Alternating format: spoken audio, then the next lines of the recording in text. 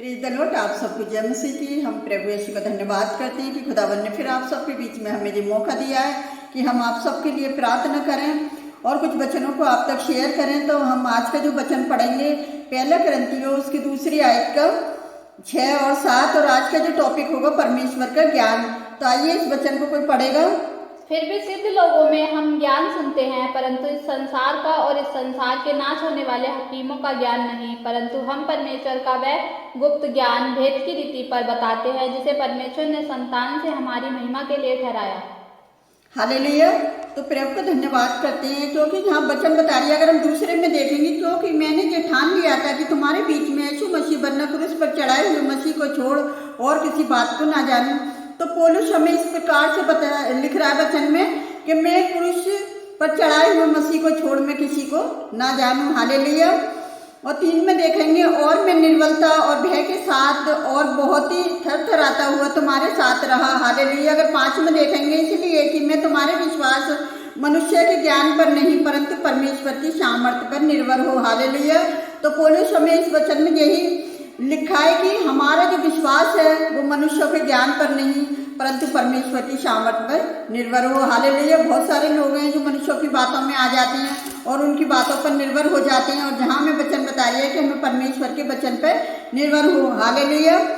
और सिद्ध लोगों में हमें ज्ञान सुनते हैं, परंतु इस संसार का और इस संसार के नाश होने वाले हकीमों का ज्ञान नहीं। हालेलुया। परंतु परमेश्वर का वह गुप्त ज्ञान भेद की रीति पर बताते हैं, जिसे परमेश्वर ने सनातन से हमारी महिमा के लिए ठहराया है। हालेलुया। जिससे इस संसार के हकीम किसी ने नहीं जाना। अगर हम 12 में पढ़ेंगे, परंतु हमने संसार की आत्मा नहीं परंतु हमने आत्मा पाया है जो परमेश्वर की ओर से है, कि हम उन बातों को जाने जो परमेश्वर ने हमें दी है। तो हालेलुया। मेरे प्रिय भाई बहनों, हमें संसार की बातों से जानने से ज़्यादा हमें परमेश्वर की बातों को जानना है जो परमेश्वर ने हमें दी है। अगर हम 13 में देखेंगे, जिनको हमें मनुष्यों के ज्ञान की सिखाई हुई बातों में नहीं परंतु आत्मा की सिखाई हुई बातों में आत्मिक बातों में मिलाकर सुनाते हैं। हालेलुया।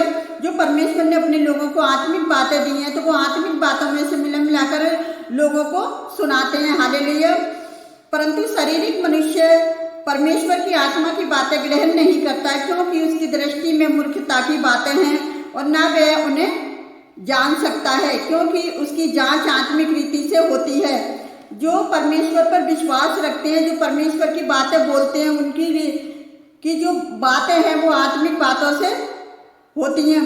अगर हम 16 में देखेंगे, क्योंकि प्रभु का मन किसने जाना, क्योंकि उसे सिखलाए, परंतु हम मसीह का मन है। तो मसीह लोग जो हैं वो परमेश्वर का मन है, और इसीलिए हमें परमेश्वर का वचन यही बता रही है। अगर हम 16 में देखेंगे कि प्रभु ने किस प्रकार से अपने लोगों को मसीह का मन कहा है। जिस प्रकार से भाविक या अनात्मिक व्यक्ति परमेश्वर के दिमाग या विचार को नहीं समझ सकता, उसी प्रकार वह हम मसीहों का विचार या मन को नहीं समझ सकता, क्योंकि मसीहों के पास खुद ही परमेश्वर का मन होता है। इसका मतलब ये है कि हमारे पास मसीह का मन है।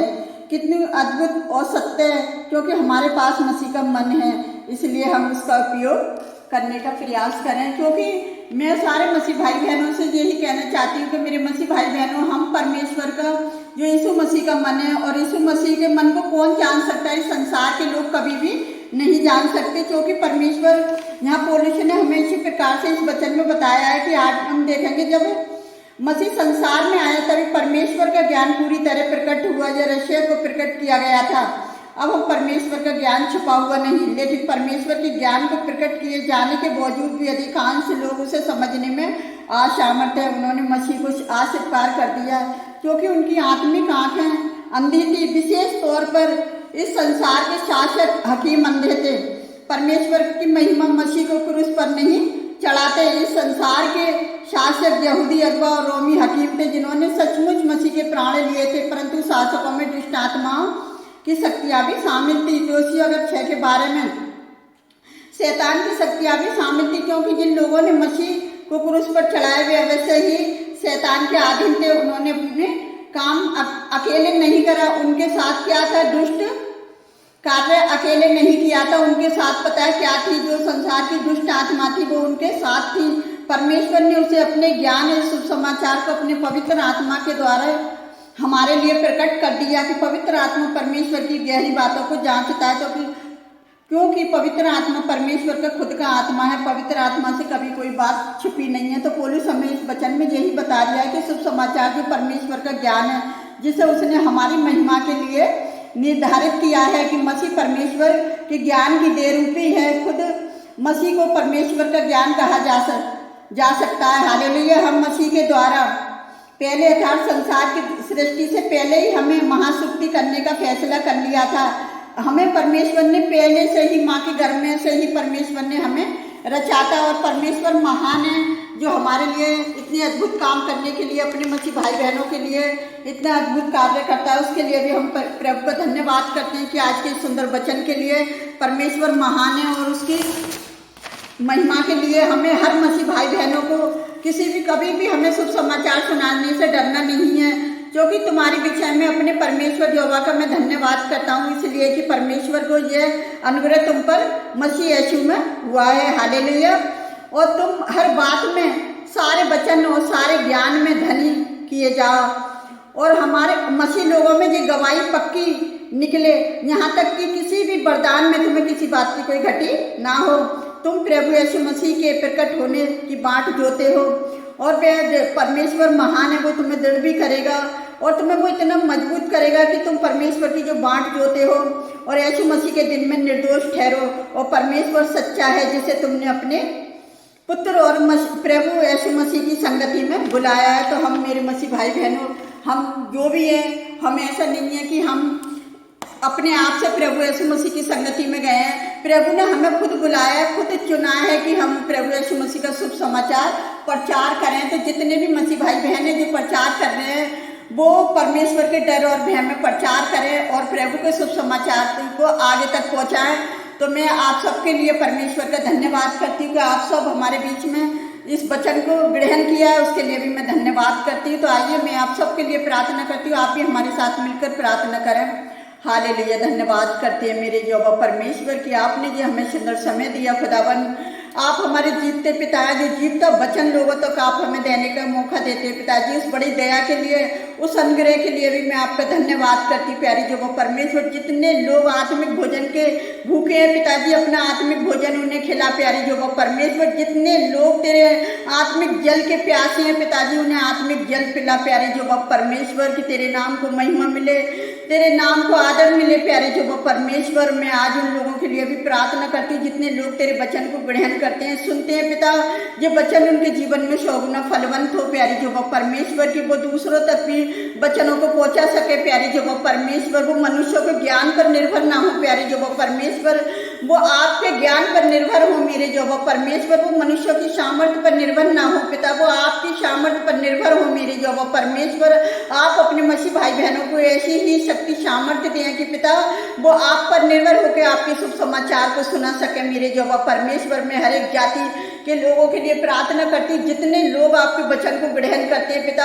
आपने कही मेरी और भी भीड़ है पिता, वो भी मेरे पास आएंगी। तो पिता अपनी भीड़ है जो आपके पास आ रही है पिताजी, आप उन पर भी अनुग्रह करें, उन्हें भी आशीष दें प्यारे यहोवा परमेश्वर। जितने लोग वीडियो को लाइक कमेंट सब्सक्राइबर करते हैं पिताजी, के घर पर आपकी आशीष आपकी बरकत हो पिताजी। जितने लोग बेरोजगार हैं आज उन्हें रोजगार देकर आप आशीषित करें पिता। जो मैं अपनी कमेंटों में लिखते हैं पिताजी, आप उन्हें आशीष करें और ब्लेस करें पिताजी। मेरा विश्वास है कि पिता आप उन्हें रोजगार देकर ब्लेस करने जा रहे हैं प्यारे यहोवा परमेश्वर। मैं आपसे विनती करती हूँ खुदावन, जने कितने लोग बीमार हैं आप उन्हें छुएं और चंगाई दें पिताजी। जने कितने बच्चे आज बीमार हैं आप उन्हें भी छुएं और चंगाई दें पिता। मैं आपसे विनती करती हूँ, जने कितने बच्चे आज बोल नहीं पाते, जो छोटे बच्चे हैं पिताजी आज वो बोलने लग जाए, जो बच्चे चल नहीं पाते वो आज चलने लग जाए यीशु नासरी के नाम से पिताजी। जने कितने बच्चे आज वो देख नहीं पाते, आज वो देखने लग जाए यीशु नासरी के नाम से प्यारी यहोवा परमेश्वर। आज जने कितनी माओ पर बच्चे नहीं है पिताजी, आप उन्हें बच्चे देकर आशीषित करें प्यारी यहोवा परमेश्वर। जो आपकी बाट जोते हैं वो कभी लज्जित नहीं होते, क्योंकि हमारा परमेश्वर सच्चा है पिता। वो अपने सच्चे लोगों की आत्मा की प्रार्थनाओं को सुनता और कबूल करता है मेरे यहोवा परमेश्वर। मेरे जिंदा खुदा, आपने हम सबकी प्रार्थना का हमें जवाब दिया है खुदावन में, उसके लिए भी मैं आपका धन्यवाद करती हूँ पिता। मैं अपने देश के सारे कर्ताओं के लिए प्रार्थना करती हूँ जो देश को चलाते हैं। प्यारे जो परमेश्वर उन्हें भी बुद्धि समझ दीजिए और उनकी सहायता मदद कीजिए पिताजी देश को चलाने में। पिता मैं सारा आदर महिमा आपको देती हूँ पिता, और सारी कमी घटियों को आपके चरणों में डालते हैं पिता। हम जो भी मांगते हैं इसी के पवित्र और सामर्थी नाम पर आमीन। God bless you all.